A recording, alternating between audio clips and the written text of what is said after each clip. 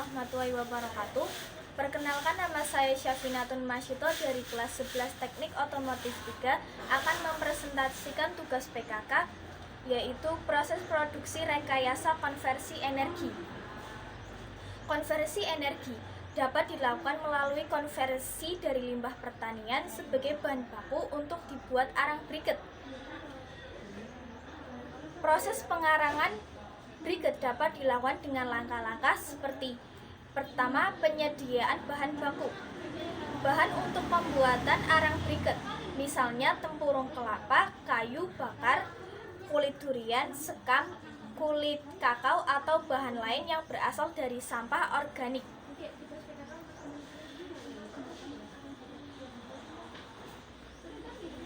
Bahan baku untuk pengarangan dipotong menjadi berukuran kecil untuk mempermudah dan mempercepat proses pengeringan.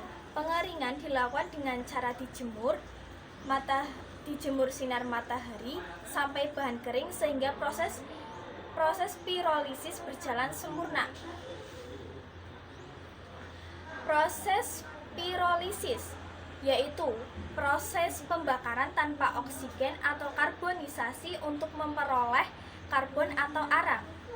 Jika pembakaran terbuka dengan kehadiran oksigen, dapat menghasilkan abu sebagai akhir pembakaran. Pembakaran dilakukan pada tungku pirolisis yang berupa tabung. Pembakaran tertutup dengan sebuah lubang pengeluaran asap. Langkah pembuatan arang briket melalui proses pirolisis sebagai berikut.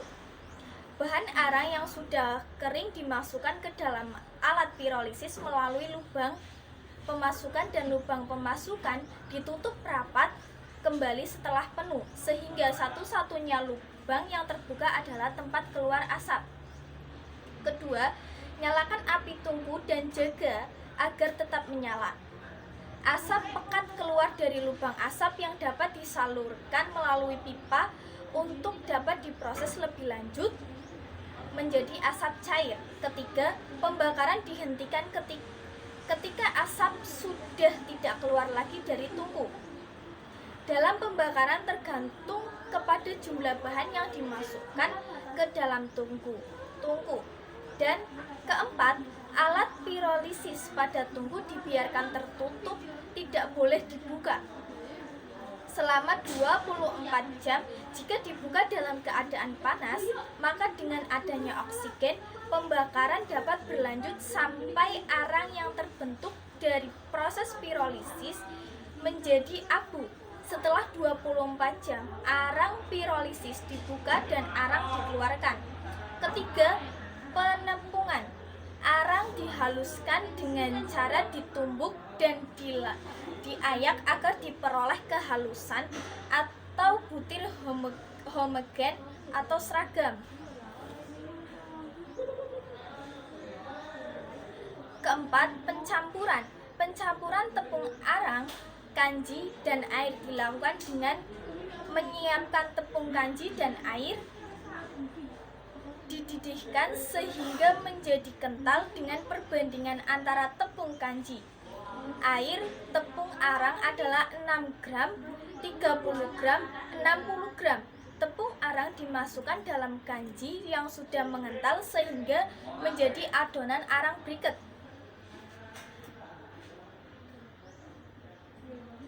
Yang siap dicetak menjadi arang briket. Kelima, pencetakan arang briket.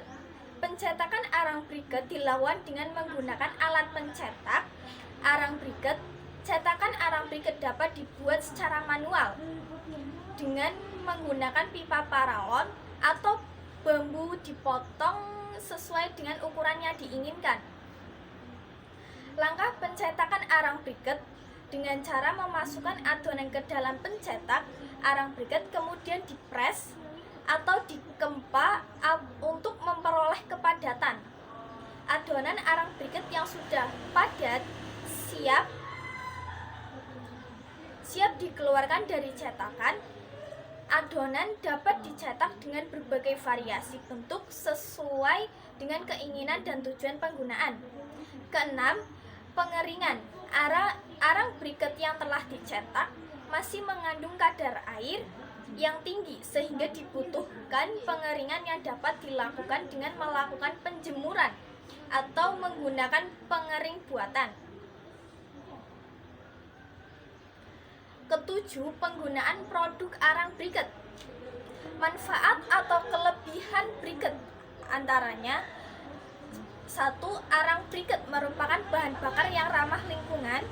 Kedua, arang briket dapat digunakan untuk menggantikan bahan bakar dari fosil seperti minyak tanah, minyak bensin, dan solar yang tidak dapat diproduksi secara berulang. Dan ketiga, arang briket diperlukan untuk keperluan rumah tangga sebagai bahan bakar kompor untuk keperluan memasak. Adapun kompor yang dipakai adalah kompor khusus arang briket seperti ke-8, kesehatan dan keselamatan kerja atau K3. Keamanan kerja adalah unsur-unsur penunjang yang mendukung terciptanya suasana kerja yang aman, baik berupa material maupun non-materi. Unsur-unsur penunjang keamanan yang bersifat material adalah baju kerja, helm, kacamata, sarung tangan, sepatu. Unsur penunjang keamanan yang bersifat non-material adalah buku petunjuk penggunaan alat, rambu dan isyarat bahaya, himbauan-himbauan. Kelima, petugas keamanan. Kesehatan kerja adalah suatu kondisi kesehatan yang bertujuan agar masyarakat pekerja memperoleh derajat kesehatan setinggi-tingginya, baik jasmani, rohani, maupun sosial, dengan usaha pencegahan dan pengobatan terhadap penyakit atau gangguan kesehatan yang disebabkan oleh pekerjaan dan lingkungan kerja maupun penyakit umum. Kesehatan dan keselamatan kerja atau K3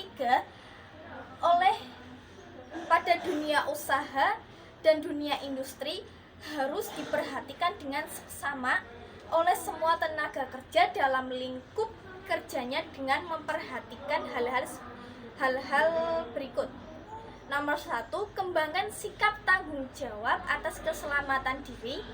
Kedua, biasakan menjaga kebersihan di area kerja dari kotoran atau material. Ketiga, logam cincin merupakan penghantar listrik yang baik. Sebaiknya tidak digunakan pada saat bekerja pada rangkaian yang berarus listrik. Keempat, rambut panjang diikat atau dipotong jika bekerja pada mesin. Kelima, gunakan peralatan perlindungan diri, yaitu kacamata pada saat menggunakan peralatan dan perlengkapan yang menghasilkan scrap yang dapat membahayakan mata. Kedua, pelindung telinga pada tempat yang bising.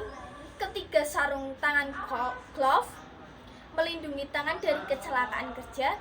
Keempat, helm yang kuat dikenakan di tempat yang dianjurkan. Kelima, safety shoes. Keenam, earplug. Ketujuh, pakaian keselamatan kerja tidak terlalu longgar untuk menghindari terjerat mesin yang berputar. Dan 8, masker untuk melindungi saluran pernapasan. Sekian presentasi dari saya. Jika ada kekurangan dan kesalahan, saya mohon maaf. Wassalamualaikum warahmatullahi wabarakatuh.